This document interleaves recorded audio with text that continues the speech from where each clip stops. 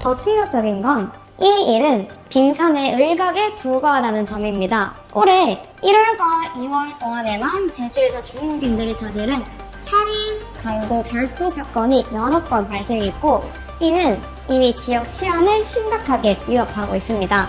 제주도가 한국의 여행 천국이라고 생각하시나요? 아닙니다.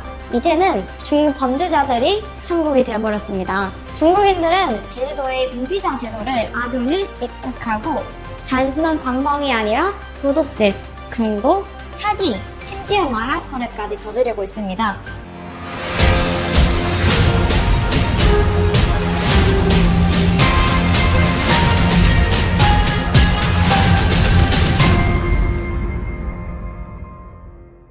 안녕하세요. 오마이갓에 오신 것을 환영합니다. 최근 한국 전역을 충격에 빠뜨린 범죄 사건이 제주도에서 발생했습니다. 중국인들이 한 사찰에 침입하여 무려 6개의 유골함을 훔쳤고 200만 달러 약 280억 원에 달하는 거액의 금액을 요구했습니다. 한번 생각해보세요. 여러분이라면 먼 나라까지 가서 남의 유골함을 훔칠 수 있을까요?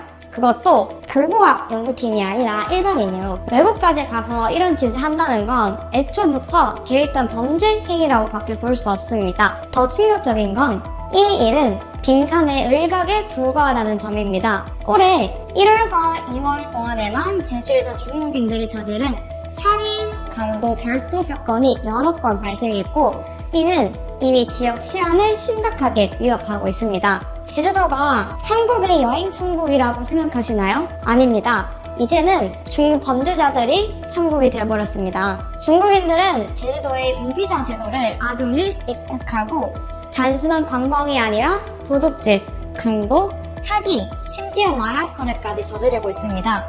심지어 납골당의 유골함마저도 훔쳐가는 소문입니다. 중국의 무비자 정책에 대해 이미 제주도의 치안에 커다란 구멍을 만들었습니다. 올해 해외 관광객 수가 급증하면서 제주 경찰의 부담은 더욱 가중되고 있습니다. 이에 따라 불법 체류자가 늘어나고 더 많은 범죄자들이 제주도를 통해 한국에 유입될 것입니다. 결국 이는 한국 사회의 암적인 존재가 될 것입니다. 오늘 우리는 이 어두운 진실을 파헤쳐서 제주도가 왜 무너지고 있는지 밝혀보겠습니다. 먼저 한국일보의 보도를 살펴보겠습니다. 2월 26일 제주지방경찰청은 지난해 제주도에서 외국인 범죄 용의자가 608명에 달했다고 밝혔습니다.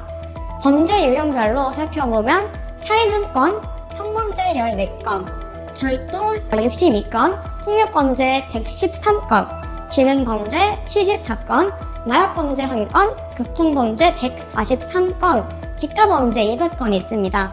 이 중 중국 국적 범죄 용의자는 412명으로 전체 60.6%를 차지했습니다. 이전에 코로나19 팬데믹이 발생한 2020년을 포함하여 최근 5년간 2019년에서 2023년 제주도에서 발생한 외국인 범죄 용의자 수는 다음과 같습니다. 2019년 732명, 2020년 629명, 2021년 505명, 2022년 516명, 2023년 535명으로 총 2,917명입니다. 이 중 중국 국적 범죄 용의자는 1,941명으로 전체 66.5%를 차지했습니다. 제주지방경찰청의 자료는 매우 명확하면서도 충격적입니다. 현재 제주에서 발생하는 외국인 범죄 3건 중 최소 2건이 중국인에 의해 저질러지고 있습니다.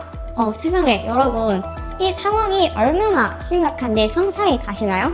이어서 헤드라인 제주에서 해외 관광객을 분석한 보도를 살펴보겠습니다. 이 기사에는 제주특별자치도 관광협의회 관광객 통계 데이터가 포함되어 있으며 또한 한국은행 제주공부연구팀의 지역경제 보고서도 언급되어 있습니다. 관광협회의 관광객 통계에 따르면 2024년 제주를 방문한 관광객 수는 약 1,378만 명이며 3년 연속으로 1,300만 명을 넘겼습니다. 제주는 유명한 관광지이지만 이제 한국인들은 강원도를 더 선호하며 제주를 찾는 국내 관광객이 줄어들고 있습니다. 1,300만 명 중에서 한국인 관광객 수는 매년 수십만에서 100만 명 이상 감소하고 있으며 대신 외국인 관광객이 증가하고 있습니다. 지난해 외국인 방문객은 약 190만 명에 달했습니다. 해외 관광객 증가 자체는 당연히 좋은 일입니다. 한국에 관광 외화를 가져다 줄 수 있으니까요. 하지만 해외 관광객의 약 80%가 중국인이며 그중 상당수가 단기간 머무르는 크루즈 관광객입니다. 한국은행 제주 지점의 보고서를 비교해보면 해외 관광객의 일평균 체류 인원이 감소했으며 숙박 인원은 소폭 증가했습니다. 또한 크루즈 관광객을 제외하면 외국인 방문객 수는 팬데믹 이전보다 20.4% 감소했으며 중국인 방문객 수는 4.5% 줄어든 것으로 나타났습니다. 하지만 지난해 10월 중앙일보의 보도에 따르면 박무부 통계에서 제주에 불법 체류 중인 중국인은 이미 1만 명을 넘어섰습니다. 이들은 무비자 제도를 악용하여 제주를 발판 삼아 불법으로 한국에 입국하고 있습니다.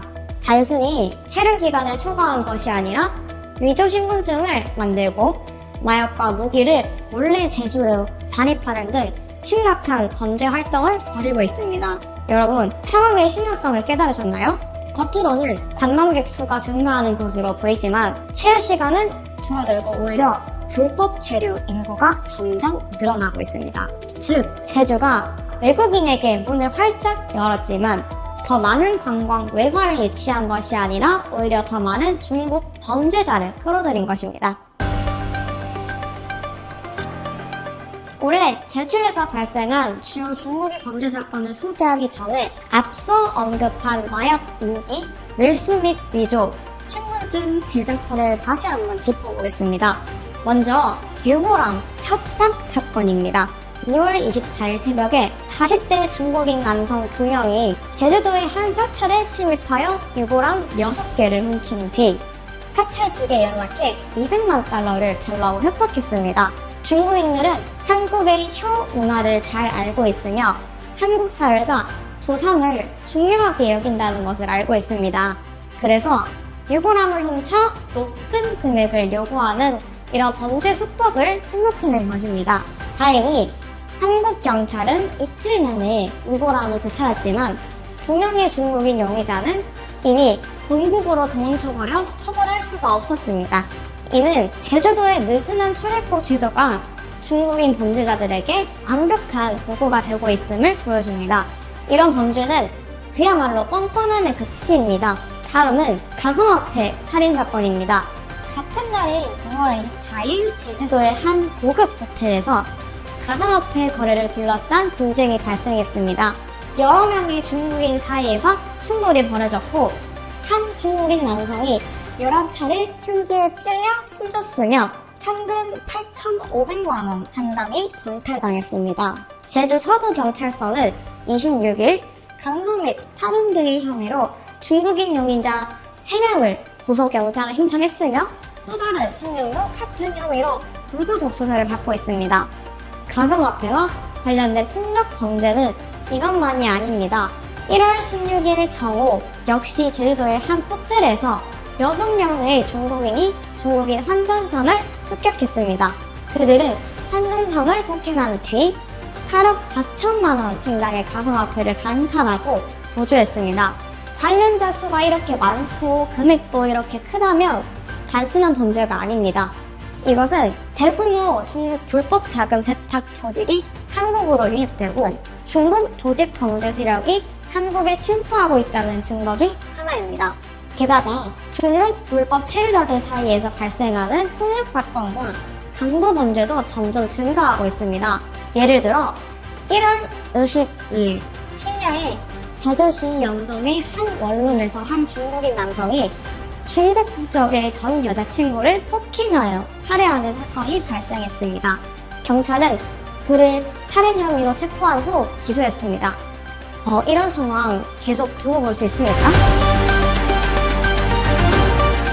작년에 저희는 한 편의 영상을 제작하여 팬데믹 이후 관광이 재개되면서 제주가 밀려드는 중국 관광객들에게 유린당하고 원래 아름다웠던 제주가 거리, 상경, 바다까지 중국 쓰레기로 가득 찬 끔찍한 모습으로 변해버린 상황을 설명한 적이 있습니다. 그때도 언론에서는 제주가 중국섬이 되어버리는 것은 아닐까라는 질문을 던졌습니다. 현재 국내에서는 과거의 잘못된 정책에 분노하는 국민들이 많으며 오랫동안 제주에서 무비자 폐지를 요구하는 목소리도 이어지고 있습니다. 국회 법제사법위원회 의원 조배숙은 공개적으로 무비자 정책 플러스 투자 공인이 제주도를 범죄 천국으로 만들었다 라고 비판했습니다. 정부가 관광산업을 발전시키고 싶어 한다 해도 가장 중요한 전제는 환경을 보호하고 치안을 유지하는 것입니다. 잘못된 정책이 제주를 망가뜨리는 것을 그대로 둬서는 안 됩니다. 하지만 제주가 정말 이대로 계속가도 괜찮을까요?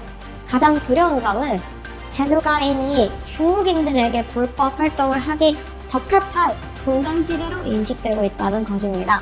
만약 관리 감독을 강화하지 않는다면 앞으로 범죄 행위는 계속 증가할 수밖에 없습니다.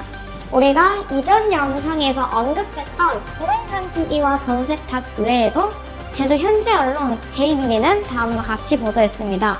중국 정부가 가상화폐 거래를 불법으로 규정하고 단속을 강화하면서 많은 중국인들이 제주도로 몰려들고 있습니다.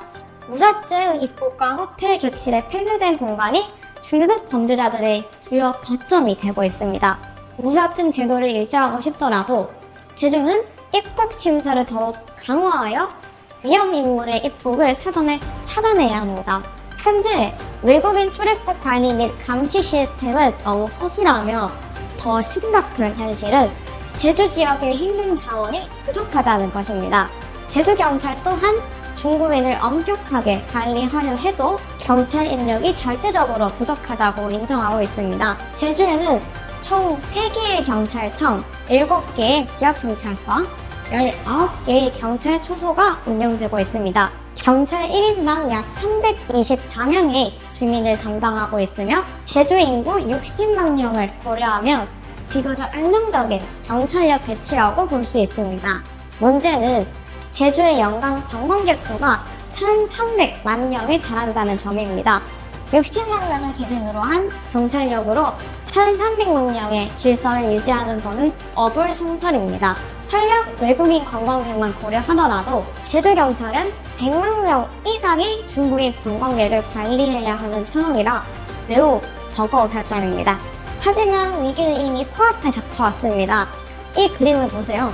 2023년부터 2024년까지 팬데믹 종료 이후 제주를 찾는 관광객 수가 급격히 증가했습니다. 정부의 정책 방향이 중국인 무비자 입국 확대에 초점이 맞춰져 있는 만큼 앞으로 제주도 유입되는 중국인은 더욱 늘어날 것입니다.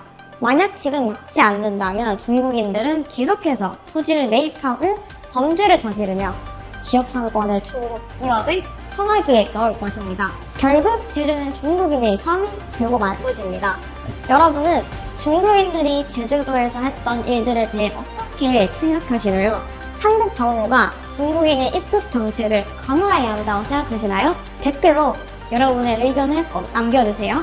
우리 콘텐츠가 마음에 드셨다면 구독과 좋아요, 공유 꾹 눌러주세요. 다음에 또 만나요.